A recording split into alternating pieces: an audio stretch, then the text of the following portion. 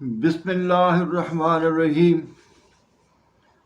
کسان دوستو، آپ کا ڈاکٹر نعیم آپ کی خدمت میں حاضر ہے۔ اللہ آپ کو اپنے ایمان میں رکھے، باخیریت رکھے، نیکی کی لمبی عمر سے نوازے۔ آج ہم بات کریں گے فاسفورک ایسڈ پر۔ پودے کی غذا میں فاسفورس کا بہت ہی اہم رول ہے۔ فاسفورس کو استعمال کرنے کے لیے اس کا کوئی مناسب مرکب ہمیں چاہیے۔ اس وقت ہمارے پاس جو مرکبات اویلیبل ہیں مارکیٹ میں، D A P di ammonium phosphate, M A P mono ammonium phosphate, N P nitro phosphate, triple super phosphate T S P, single super phosphate S S P, nitro potash phosphate. تو کسان دوستو، یہ جو phosphate کا لفظ ہے، اصل میں اس کا مرکب ترتیب دیا گیا ہے فاسفورک ایسڈ اور کیلشیم ہائیڈروکسائڈ یا امونیم ہائیڈروکسائڈ کے ساتھ کیمیائی تعامل کرا کے۔ جن لوگوں نے تحقیق کیا، ان علاقوں کی زمینیں، ترقی یافتہ ممالکوں کے جو سائنسدان ہیں، ان کی زمینیں زیادہ تر ایسڈک ہیں، تیزابی ہیں۔ تیزابی زمین کے جو مسام ہوتے ہیں زمین کے، وہ مکمل طور پر کھلے ہوتے ہیں، جیسے ہمارے یہاں ٹیلے والی زمین ہو۔ تو جو کوئی وہ کھاد پانی دیتے ہیں فصل کو، پودوں کو، اس سے پہلے کہ وہ پودے کھاد حاصل کر سکیں، وہ پودوں کی جڑوں سے نیچے اتر جاتا ہے۔ اس کو لیچنگ کا نام دیا گیا ہے۔ لیچنگ ایسڈک سائل کا پرابلم ہے۔ اساسی یا الکلائن زمینوں کے مسام 100% بند ہوتے ہیں، وہ تو پانی جذب ہی نہیں کرتی۔ ان کے بند مساموں کو کھولنے کی ضرورت ہے۔ تو ہمیں وہ فاسفورسی کھادیں جن کا نام فاسفیٹ سے ختم ہوتا ہے، وہ قطعاً استعمال نہیں کرنی۔ وہ ہماری زمین کے لیے غیر موزوں ہیں، مس فٹ ہیں، نقصان دہ ہیں، انجوریس ہیں۔ پہلی بات تو یہ کہ ان کھادوں کی جو افادیت ہے وہ 10% سے شروع ہوتی ہے۔ اگر زمین تیزابی ہو، ایسڈک ہو، تو پھر وہ آہستہ آہستہ وقت گزرنے کے ساتھ ساتھ 30% افادیت چلی جاتی ہے، 70% پھر بھی اس میں نقصان ہے۔ اگر ہماری زمین اساسی ہو، الکلائن ہو، تو فاسفیٹ کھادوں کی افادیت 10% سے شروع ہو کے آہستہ آہستہ 0 ہو جائے گی، یعنی ہماری زمینوں میں 90 سے لے کے 100% تک فاسفورس کا ضیاع ہے، نقصان ہے۔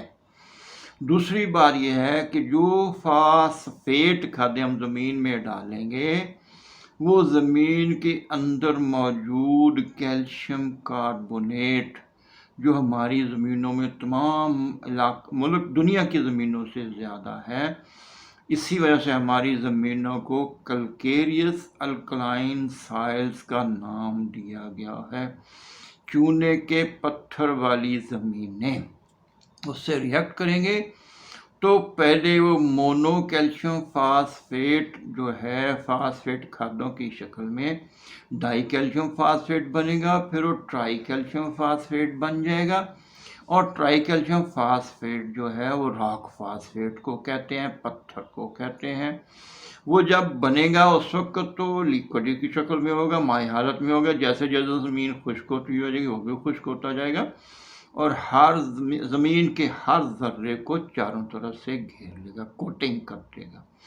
جس کی وجہ سے جو زمین کے ذرات کا کیمیاوی کھادوں کا جذب کرنا اور پانی جذب کرنا اس عمل کو روکتا جائے گا آخر پہ زیرو کر دے گا، اور ذرات آپس میں جڑ جانے کی وجہ سے زمین بھی سخت ہو جائے گی۔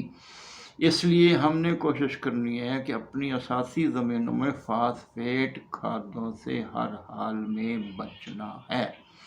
اس کے ساتھ ساتھ یہ کہ اساسی زمینوں کے لیے ایک ہی مرکب ہے جس کا نام فاسفورک ایسڈ ہے، وہ موزوں ترین ہے۔ اب تو وہ انگریز بھی جن کی زمینی ایسڈک ہیں وہ بھی اس چیز کو تسلیم کر گئے کہ فاسفورک ایسڈ ہی ایسی فاسفورسی کھاد ہے جو پودے کی جڑوں تک جا سکتی ہے اگر ہم اس کو پانی کے محلول میں شامل کر کے فرٹیگیشن کریں، آبپاشی کے پانی میں ملا دیں۔ ایسڈک سائل میں بھی یہ پودے کی جڑوں تک حرکت نہیں کرتی اگر فاسفیٹ ہے۔ صرف فاسفورک ایسڈ نے یہ نتائج دیے ہیں کہ یہ پودے کی جڑوں تک پہنچ سکتا ہے۔ یہ تو بہت بڑا فرق ہو گیا۔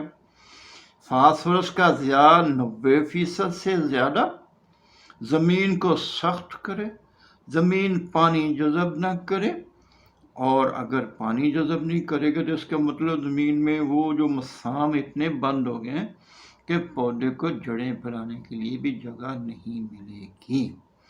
فاسفورک ایسڈ بازار سے لیں گے تو وہ ہے فیڈ گریڈ، اکبری منڈی لاہور سے ملتا ہے۔ 30 لیٹر کا کین غالباً اس وقت 7.5 سے لے کے 10,000 کے درمیان میں مل رہا ہے۔ تو اگر ہم اپنا فاسفورک ایسڈ بنا لیں تو ایک تو یہ ہمیں بہت سستا پڑے گا، دوسرا یہ 1 نمبر ہوگا، اور تیسرا ہمیں کہیں جانے کی ضرورت نہیں پڑے گی، چوتھا یہ کہ مڈل مین نے جو ہماری شلوار اتارنی ہے اس سے ہم بچ جائیں گے انشاءاللہ العزیز۔ طریقہ میں نے ایک ویڈیو اپلوڈ کر چکا ہوں، اس میں بتا دیا تھا، دوبارہ دوہرا دیتا ہوں۔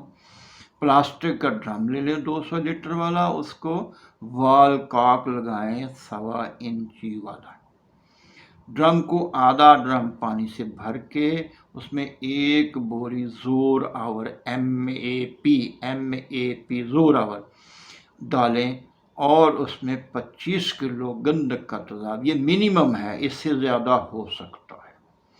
25 kg گندک کا تیزاب آہستہ آہستہ گرانا ڈرم میں تاکہ پانی ڈرم تیزاب کے ریئیکشن سے باہر نہ اچھلے۔ جب سارا تیزاب ڈرم میں ڈال جائے ڈنڈا ماریں گے 2 سے 3 منٹ میں وہ حل ہو کے سلیٹی رنگ کا شربت سا بن جاتا ہے۔ اب جو MAP میں یا DAP میں نائٹروجن ہے اس کی بن جائے گی امونیم سلفیٹ، اور جو فاسفیٹ ہے اس کا بن جائے گا فاسفورک ایسڈ۔ اگر MAP زوراور سے بنائیں گے تو 5 کین فاسفورک ایسڈ کے بنیں گے، وہی 30 لیٹر والے۔ اگر DAP ملائیں گے تو 4 کین بنیں گے۔ اب اس کی افادیت ماہرین نے کہا ہے 100% ہے، یعنی 1 بوری DAP یا 1 بوری MAP سے بنایا گیا فاسفورک ایسڈ 10 بوری MAP یا اگر DAP سے بنایا تو 10 بوری DAP کے برابر ہو سکتا ہے۔ اگر آپ آدھا ڈرم 20 ایکڑ استعمال کریں تو تب بھی آپ کو 2 بوری 3 بوری DAP ڈالنے سے زیادہ بہتر نتائج ملیں گے، اور آپ کا خرچہ بھی بچے گا۔ 1 DAP 25 کلو گندک کا تیزاب، اس سے اگر 5 کین فاسفورک ایسڈ بنے گے تو آپ کو بنے گا 1500 سے 1700 روپے میں 1 کین۔ اگر آپ بازار سے لیں گے وہ ملے گا 7,500 8 9 10,000 کا۔ یہ آپ فرق آپ نوٹ کر سکتے کتنا بڑا فرق ہے۔ پھر اگر ہم فاسفورس کا استعمال زمین میں زیادہ افادیت والا کریں گے، مثلا 1 بوری DAP کے ساتھ آپ ڈالتے ہیں آدھی بوری یوریا، لیکن اس کی جگہ پہ آدھا ڈرم آپ نے اگر فاسفورک ایسڈ بنا کے ڈالنا ہے تو اس کے ساتھ آپ کو کم از کم 2 بوری یوریا ڈالنی ہوگی۔ اگر کم ڈالو گے تو فصل متاثر ہو سکتی ہے، کیونکہ اگر پودے کو فاصلہ زیادہ ملے گی تو اس کو ساتھ نائٹروجن بھی زیادہ چاہیے ہوگی اسی ریشو سے. تو یہ خاص احتیاط ہے، یہ نوٹ کر لیں. اس کے ساتھ ہی ساتھ ہمارے ماہرین اور ہمارے کسان بھائی کرتے ہیں، ہر پانی کے ساتھ آدھی بوری یوریا ڈالتے جاتے ہیں، آدھی بوری یوریا ڈالتے جاتے ہیں. یہ نہیں کرنا. اور ہر پانی میں آدھی بوری یوریا یا ایک بوری یوریا ڈالتے جائیں گے تو پودے کی گروتھ لمبائی زیادہ ہو جائے گی. اگر لمبائی زیادہ ہو جائے تو تنے کی موٹائی کم ہو جاتی ہے. تنے کی موٹائی ضرب لمبائی، جو حاصل ضرب آئے گا یہ ہمیشہ ایک ہی رہتا ہے. اگر آپ پہلے پانی پہ یا کاش سے پہلے یا رونی کے وقت یہ ساری کھادیں دے دیں، اور سب سے اچھے نتائج رونی کے وقت دینے سے ہوا ہے. درمیان میں پھر آپ نے صرف پانی دینا، اور وہ بھی جب پانی کی کمی پودا محسوس کرے. اگر فصل پانی نہیں مانگتی تو پھر وہ نہیں دینا ہے، پھر انتظار کرنا ہے جب پودا پانی کی ڈیمانڈ کرے گا. ہم نے 2 ٹرائل کیے، ایک تھا 2710 اور کچا کھو میں، اور ایک تھا 6 گجیانی چشتیاں ضلع باول نگر میں. کپاس پہ دونوں ٹرائل تھے. ارلی کپاس، اگیتی کپاس تھی. پہلا پانی دینے کے بعد ہم نے دونوں پلاٹس کی نگرانی کی اور انتظار کیا کہ پودا ہم سے پانی ڈیمانڈ کرے. آپ حیران ہوں گے کہ 58 دن گزرنے کے باوجود بھی پودوں پہ پانی کی کمی نہیں تھی. لیکن وہ ذمہ دار تھوڑا سا تنگ آ گیا. ہم نے پانی اچھا بابا دے دو. جتنا پانی فصل کو کم سے کم لگے گا لیکن پودے کی بڑھوتری متاثر نہ ہو، اتنا اس پودے پہ کیڑا کم آئے گا اور اتنا اس فصل کا پھول پھل کم گرے گا، اتنا اس کا پودا مضبوط ہوگا، اتنا وہ پودا موسم کے حالات کو، منفی حالات کو بہتر فیس کرے گا. اس کے منفی اثرات نہیں آئیں گے انشاءاللہ العزیز. اسی طرح اگر ہم نے یہ فاسفورک ایسڈ تو یوریا برابر استعمال کیا تو کچھ پودے کے غذائی اجزاء اور بھی ہیں جن کی پودے کو شدید ضرورت ہے اور ہماری زمینوں میں ان کی کمی آ گئی ہے. مثال کے طور پہ آپ کی فصل کا اگر قد کہیں چھوٹا ہے کہیں بڑا ہے، کہیں فصل گھنی ہے کہیں دور ہے، تو یہ زنک کی کمی کی نشانی ہے. اگر اس پودے کے اوپر والے پتے بھی ساتھ پیلے ہیں، نئے پتے، تو اس کا مطلب میگنیشیم کی بھی کمی ہے. تو میگنیشیم جو ہے اس کا ایک ہی مرکب ہے جس نے اساسی زمینوں بہترین نتائج دیا، وہ ہے میگنیشیم کلورائڈ. میگنیشیم سلفیٹ بھی آپ استعمال کر سکتے ہیں، میگنیشیم نائٹریٹ بھی استعمال کر سکتے ہیں اگر مل جائے، لیکن میگنیشیم کلورائڈ نے سب سے اچھے نتائج دیے ہیں. اور جب بھی فاسفورس ڈالنی ہے تو 1 ڈرم کے ساتھ وہ 25 کلو کا تھیلا آ رہا ہے، 8 تھیلے سے 10 تھیلے فی ڈرم اس کی مقدار چاہیے ہوتی ہے پودے کو. اگر آدھا ڈالنا تو 4-5 ڈال لیں.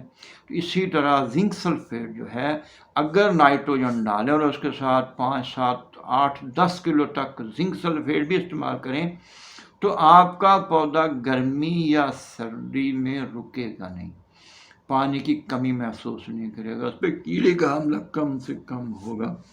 ہم نے برسیم پہ یہ تجربہ کیا تھا 10 سال پہلے. اب تو ہم ہر سال کرا رہے ہیں دوستوں کو کہ جب کوڑا پڑتا ہے تو برسیم رک جاتا ہے. میرے دوست ہے، اس نے شکایت کی کہ میرے جانور بھوکے مر رہے ہیں اور چارہ چل نہیں رہا. پھر میں نے اس کو یہ میگنیشیم اور زنک اور بورک ایسڈ اور یہ فاسفورک ایسڈ یہ سارا ملا کے اس کو دلایا اور 18 دن میں وہ چارہ تیار ہو گیا. پھر باقی سیزن میں کورے کو اس نے محسوس نہیں کیا اور اتنا چارہ بہتر ہوا کہ 14 ایکڑ میں سے 9 ایکڑ انہوں نے استعمال کیا اور باقی 5 ایکڑ انہوں نے لوگوں کو سیل کر دیے. اور اس سے مزیدار بات یہ ہوئی کہ ان جانوروں کا جنہوں نے یہ وہ چارہ کھایا، جن کو یہ کیمیکل ڈالے گئے تھے، ان کا گرمی اور سردی میں دودھ کم نہیں ہوا. جو جانور نیا دودھ ہوا اور رپیٹ نہیں ہوا، ان جانوروں کو منہ کھور فٹ اینڈ ماؤتھ نہیں ہوا. ان جانوروں کے پیٹ میں اگر کیڑے تھے تو خود ہی نکل گئے اور دوبارہ ان کو ڈیورمنگ کی ضرورت نہیں پڑی، اور جو ان کے خاص کر بچے تھے ان جانوروں کے، ان کا گروتھ ریٹ بھی زیادہ ہو گیا، اور وہ جانور جو زیادہ دودھ دینے والے، جب وہ لیکٹیشن پیریڈ میں ہوتے ہیں، دودھ دے رہے ہوتے ہیں، اس وقت ان کی ہڈیاں نظر آتی ہیں، ہڈ نظر آتے ہیں، اور وہ جانور کمزور نظر آتا ہے۔ اس چارے کی کھانے والے ان کے ہڈ بھی گم ہو گئے اور وہ صحت مند موٹے تازے ہو گئے۔ Thank you very much. اللہ حافظ ناصر، السلام علیکم ورحمۃ اللہ وبرکاتہ۔